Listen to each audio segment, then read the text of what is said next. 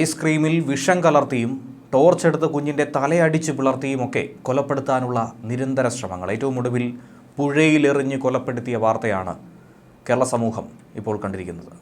എറണാകുളം കൊച്ചി തിരുവാങ്കുളത്താണ് മകളെ അമ്മ തന്നെയാണ് കൊലപ്പെടുത്തിയതെന്നുള്ള നിഗമനത്തിലേക്ക് പോലീസ് എത്തിയിരിക്കുന്നത്. ഇന്നലെ രാത്രി മുതൽ ഒരു പിഞ്ചു കുഞ്ഞിനെ കാണുവാനില്ല എന്നുള്ള വാർത്തയായിരുന്നു നമ്മളെ തേടിയെത്തിയത്. കുഞ്ഞിന് വേണ്ടിയുള്ള തിരച്ചിലായിരുന്നു ഇന്നലെ രാത്രി പോലീസുകാരും നാട്ടുകാരും ഉറക്കമൊഴിച്ച് നടത്തിയത്. എന്നാൽ ഇപ്പോൾ കുഞ്ഞിനെ പുഴയിൽ നിന്നും കണ്ടെടുത്തതിന് ശേഷം അമ്മ പറഞ്ഞിരിക്കുന്ന മൊഴിയിലുണ്ടായിരുന്ന പരസ്പര വൈരുദ്ധ്യമൊക്കെ കോർത്തിണക്കിയപ്പോൾ, അമ്മയെ വിശദമായി ചോദ്യം ചെയ്തപ്പോൾ പ്രതി ഈ അമ്മ തന്നെയാണെന്നാണ് മനസ്സിലാക്കാൻ കഴിയുന്നത്. ഈ കേസിൽ അമ്മയ്ക്ക് മാത്രമേ പങ്കുള്ളൂ എന്നുള്ള നിഗമനത്തിലും പോലീസ് എത്തിച്ചേർന്ന് വന്നിരിക്കുന്നു. മകളെ പുഴയിൽ എറിഞ്ഞ് താൻ കൊലപ്പെടുത്തിയെന്ന് കുറ്റസമ്മതം നടത്തുകയും ചെയ്തു. എന്നാൽ ഇപ്പോഴും കുഞ്ഞിനെ കൊന്നതിൽ, ഈ സംഭവത്തിൽ ദുരൂഹത ഒന്നും തന്നെ നീങ്ങുന്നില്ല. അമ്മയെ കൂടാതെ മറ്റേതെങ്കിലും പ്രതി ഇക്കൂട്ടത്തിലുണ്ടോ? അച്ഛനെ അടക്കം സംശയിക്കാവുന്ന രീതിയിലുള്ള കാര്യങ്ങളാണ് അമ്മയുടെ വീട്ടുകാർ ഇപ്പോൾ മാധ്യമങ്ങൾക്ക് മുന്നിലും പോലീസിന് മുന്നിലും മൊഴിയായി നൽകിയിരിക്കുന്നത്. എന്നാൽ കുട്ടിയുടെ പിതാവ് പറയുന്നത് വളരെ വ്യത്യസ്തമായ ചില വസ്തുതകൾ കൂടിയാണ്. പുത്തൻകുരിശ് മറ്റക്കുഴി കീഴ്പള്ളി സുഭാഷിൻ്റെ മകൾ കല്യാണി എന്ന പിഞ്ചു കുഞ്ഞാണ് ഈ അമ്മയുടെ കൊടും ക്രൂരതയ്ക്ക് ഇപ്പോൾ ഇരയായിരിക്കുന്നത്.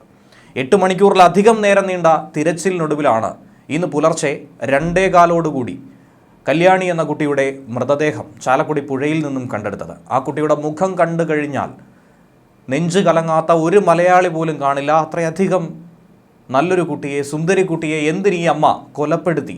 വളർത്താൻ കഴിയില്ലെങ്കിൽ അനാഥാലയത്തിലെങ്കിലും ഉപേക്ഷിച്ചുകൂടായിരുന്നു എന്ന് തന്നെയാണ് പലരും ഇതിന് പിന്നാലെ കുറിക്കുന്നത്. എന്തിനാണ് ഈ കൊടും ക്രൂരതയ്ക്ക് ഈ അമ്മ തന്നെ തയ്യാറായി എന്നാണ് ഉത്തരം കിട്ടാത്ത ചോദ്യമായി അവശേഷിക്കുന്നത്. സന്ധ്യയ്ക്ക് എന്നാൽ മാനസിക പ്രശ്നമുണ്ടെന്നും കുടുംബ പ്രശ്നങ്ങൾ ഉണ്ടെന്നുമാണ് യുവതിയുടെ ബന്ധുക്കൾ തന്നെ ഇപ്പോൾ പറയുന്നത്. എന്നാൽ സന്ധ്യയ്ക്ക് മാനസിക ബുദ്ധിമുട്ടില്ലായിരുന്നുവെന്ന് അമ്മ അല്ലി തന്നെ മാധ്യമങ്ങളോട് പ്രതികരിക്കുന്ന സാഹചര്യവും കണ്ടിരുന്നു. ഏത് വിശ്വസിക്കണം, ഏത് വിശ്വസിക്കേണ്ട എന്നറിയാൻ കഴിയാത്തൊരു സാഹചര്യത്തിലൂടെ മുന്നോട്ട് പോകുന്നു. സന്ധ്യയെ ഭർത്താവ് സുഭാഷ് നിരന്തരം തല്ലുമെന്നാണ് ഈ യുവതിയുടെ മാതാവ് അല്ലി ഇപ്പോൾ പറഞ്ഞിരിക്കുന്നത്. രണ്ടാമത്തെ കുഞ്ഞിനെ പ്രസവിച്ച ശേഷം സന്ധ്യയെ സ്വന്തം വീട്ടിലേക്ക് അയക്കാൻ പോലും ഭർത്താവ് വിസമ്മതിച്ചിരുന്നു. ഭർത്താവ് തല്ലുന്ന സമയത്ത് തിരിച്ച് സന്ധ്യ എടുത്തു ചാടി എന്തെങ്കിലുമൊക്കെ പറയും, പ്രകോപിപ്പിക്കുന്ന രീതിയിൽ സംസാരിക്കും. പിന്നാലെ അവളെ കരണത്തടിക്കും ഭർത്താവ്. 6ാം ക്ലാസ്സിൽ പഠിക്കുന്ന ഒരു മൂത്ത കുട്ടിയുണ്ട്. ഇതുൾപ്പെടെ 2 കുട്ടികളാണ് സന്ധ്യയ്ക്കുള്ളത്. എന്നാൽ സന്ധ്യയുടെ പെരുമാറ്റത്തിൽ അസ്വാഭാവികത തോന്നി സന്ധ്യയുടെ ഭർത്താവ് സുഭാഷ് സന്ധ്യ നോർമലാണോ എന്നറിയാൻ അതിനുള്ള സർട്ടിഫിക്കറ്റ് നേടി വരണമെന്ന് ആവശ്യപ്പെട്ടുകൊണ്ട് സുഭാഷിൻ്റെ അമ്മയും അയൽക്കാരും ഒക്കെ നേരത്തെ ആവശ്യമുന്നയിച്ചിരുന്നു. അതിന് പിന്നിലും വ്യക്തമായൊരു കാരണമുണ്ട്. ദേഷ്യം വരുമ്പോൾ സന്ധ്യയ്ക്ക് എന്തോ പ്രശ്നമുണ്ടെന്ന സംശയം അവർക്ക് നിരന്തരം ഉണ്ടായിരുന്നു. പിന്നാലെയാണ് ഇത്തരത്തിലൊരു സർട്ടിഫിക്കറ്റ് ആവശ്യപ്പെട്ടത്. യുവതിക്ക് മാനസിക വിഭ്രാന്തി ഉണ്ടോ, മാനസികപരമായ ഏതെങ്കിലും ബുദ്ധിമുട്ടുണ്ടോ എന്നുള്ള ഒരു സംശയമായിരുന്നു അവരെ അലട്ടിയത്. എന്നാൽ ഒരു കുഴപ്പവുമില്ല, നിങ്ങൾ വിട്ടോ എന്നാണ് ഡോക്ടർ തങ്ങളോട് പറഞ്ഞതെന്നാണ് ലില്ലി പറയുന്നത്. ഇതോടെ സന്ധ്യയ്ക്ക് മാനസിക പ്രശ്നങ്ങളില്ല എന്ന് തെളിയിക്കുന്ന ഒരു രേഖ തന്നെ നേരത്തെ സന്ധ്യയുടെ വീട്ടുകാർ തന്നെ സ്വരൂപിച്ചു എന്നുള്ളത് വ്യക്തമാണ്. അപ്പോൾ മാനസിക വിഭ്രാന്തിയോ പ്രശ്നങ്ങളോ കൊണ്ടല്ല കുഞ്ഞിനെ കൊലപ്പെടുത്തിയത് എന്ന നിഗമനത്തിലേക്ക് നമുക്ക് എത്തിച്ചേരാനായി സാധിക്കുന്നുണ്ട്. സന്ധ്യയ്ക്ക് എന്തായിരുന്നാലും അമിത ദേഷ്യത്തിൻ്റെ പ്രശ്നമുണ്ട് എന്നുള്ള സൂചന, പെട്ടെന്ന് പ്രകോപിതയാകുന്ന, പെട്ടെന്ന് പ്രശ്നങ്ങളിൽ റിയാക്ട് ചെയ്യുന്ന ഒരു സ്വഭാവമാണുള്ളതെന്നാണ് മനസ്സിലാക്കാൻ കഴിയുന്നത്. ഒരു പക്ഷേ കുഞ്ഞ് കരയുകയോ കുഞ്ഞ് പിടിവാശി കാണിക്കുകയോ ചെയ്തപ്പോൾ അതിനുള്ള പ്രതികാരമായി സന്ധ്യ ഇങ്ങനെ ചെയ്തിരിക്കാമെന്നുള്ള നിഗമനമൊക്കെ തന്നെ പല രീതിയിൽ പുറത്തു വരുന്നുണ്ട്. അമ്മയ്ക്കെതിരെ കൊലക്കുറ്റം ചുമത്തി തന്നെയാണ് പോലീസ് മുന്നോട്ട് പോകുന്ന. അറസ്റ്റ് രേഖപ്പെടുത്താനുള്ള നടപടികൾ ഇന്ന് വെളുപ്പാങ്കാലം മുതൽ തന്നെ പോലീസ് സ്വീകരിച്ചു വരികയാണ്. കുഞ്ഞിൻ്റെ മൃതദേഹം കണ്ടെത്തി ഏതാനും മണിക്കൂറുകൾക്കുള്ളിൽ തന്നെ കുഞ്ഞിനെ കൊലപ്പെടുത്തിയ പ്രതിയെ അടക്കം കണ്ടെത്താൻ കഴിഞ്ഞിരിക്കുന്നത് കേരള പോലീസിനെ സംബന്ധിച്ച് ഏറ്റവും അധികം അഭിമാനകരമായൊരു വിഷയം തന്നെയാണ്. അതോടൊപ്പം തന്നെ ഏറ്റവും വേദനിപ്പിക്കുന്ന സംഭവമായി ഈ കുഞ്ഞ് മനസ്സ് മാറിയിരിക്കുന്നു. സന്ധ്യയുടെ ബന്ധുക്കളുടെ ആരോപണമൊക്കെ തന്നെ സുഭാഷ് ഈ അവസരത്തിൽ തള്ളുകയാണ്. സന്ധ്യയ്ക്ക് മാനസിക പ്രശ്നങ്ങളൊന്നും തന്നെ ഇല്ല, കുടുംബ വഴക്കെന്ന് പറയുന്ന രീതിയിൽ വലിയ തോതിൽ പ്രശ്നങ്ങളില്ല എന്നും പറയുന്നുണ്ട്. എന്നാൽ മക്കളെ മുമ്പും ഇത്തരത്തിൽ കൊല്ലാനായി സന്ധ്യ ശ്രമം നടത്തിയിരുന്നുവെന്നാണ് സുഭാഷ് പറയുന്നത്. ഇത് തന്നെയാണ് ദുരൂഹത ഏറെ വർദ്ധിപ്പിക്കുന്നത്. നേരത്തെ പറഞ്ഞതുപോലെ കുഞ്ഞിനെ സന്ധ്യയുടെ വീട്ടിലേക്ക് അയക്കാൻ താല്പര്യമില്ലെന്ന് പറഞ്ഞതിൻ്റെ പിന്നിലും ഇത്തരത്തിൽ സന്ധ്യ കുഞ്ഞുങ്ങളെ കൊലപ്പെടുത്തുമോ എന്ന ഭയം സുഭാഷിനെ വേട്ടയാടിയിരിക്കാം. അതുകൂടാതെ നേരത്തെ കൊലപ്പെടുത്താൻ ശ്രമിച്ചതിൻ്റെ ചില വിശദാംശങ്ങളും ഇക്കൂട്ടത്തിൽ തന്നെ പുറത്തു വരുന്നുണ്ട്. എന്തായിരുന്നാലും വളരെ വിശദമായ അന്വേഷണം പോലീസ് നടത്തിയതിനു ശേഷം മാത്രമേ ഇതിലൊരു വ്യക്തത ലഭ്യമാവുകയുള്ളൂ. സംഭവത്തിൽ കുടുംബ പ്രശ്നങ്ങൾ സംബന്ധിച്ചുള്ള അന്വേഷണവും പോലീസ് നടത്തുന്നുണ്ട്. സന്ധ്യയ്ക്ക് മാനസിക പ്രയാസങ്ങൾ ഉണ്ടെന്ന വാദം ഈ സാഹചര്യത്തിൽ പോലീസ് ഒട്ടും തന്നെ മുഖവിലേക്ക് എടുത്തിട്ടില്ല എന്ന് മനസ്സിലാക്കാൻ കഴിയുന്നുണ്ട്. അത്തരത്തിലുള്ള ഒരു ചിന്താഗതിയിലേക്ക് പോലും പോലീസ് പോകുന്നില്ല. 3.5 വയസ്സുകാരിയായ കല്യാണിയെ പുഴയിലെറിഞ്ഞ് കൊലപ്പെടുത്തിയ സന്ധ്യ നേരത്തെയും തൻ്റെ കുഞ്ഞിനെ സമാനമായി കൊലപ്പെടുത്താൻ ശ്രമിച്ചുവെന്നാണ് ഈ അവസരത്തിൽ വളരെ നിർണായകമായ ഒരു മൊഴി ബന്ധു കൂടിയായിട്ടുള്ള അശോകൻ നൽകുന്നത്. ഒരു മാധ്യമത്തിന് നൽകിയ അഭിമുഖത്തിലൂടെയാണ് അശോകൻ ഇക്കാര്യം എടുത്ത് തറപ്പിച്ചു പറയുന്നത്.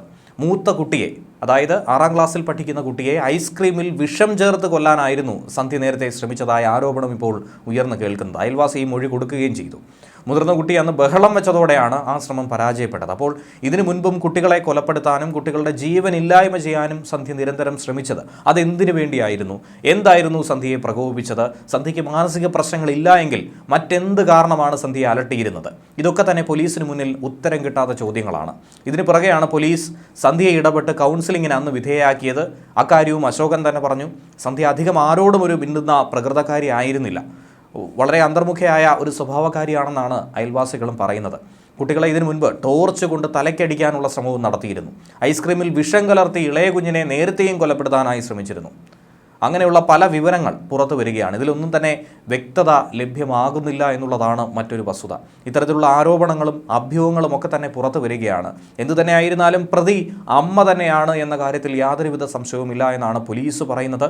ഇതിനു മുൻപും കൊലപ്പെടുത്താനുള്ള ശ്രമം നടത്തിയെങ്കിൽ ഇത് കരുതിക്കൂട്ടി നടത്തിയ ഒരു ശ്രമമായി തന്നെയാണ് വിലയിരുത്തുന്നത്. സുഭാഷിൻ്റെ അമ്മ നേരത്തെ ഈ ഒരു വിഷയം നേരിട്ട് കണ്ട് പേടിച്ചു വിറച്ച് സന്ധ്യയെയും കുഞ്ഞുങ്ങളെയും വീട്ടിൽ കൊണ്ടാക്കുന്ന ഒരു സാഹചര്യം ഉണ്ടായിരുന്നുവെന്നും പറഞ്ഞു. അന്ന് പോലീസിൽ പരാതി കൊടുത്തതായിട്ടുള്ള രേഖകളും അവർ പങ്കുവെക്കുന്നുണ്ട്.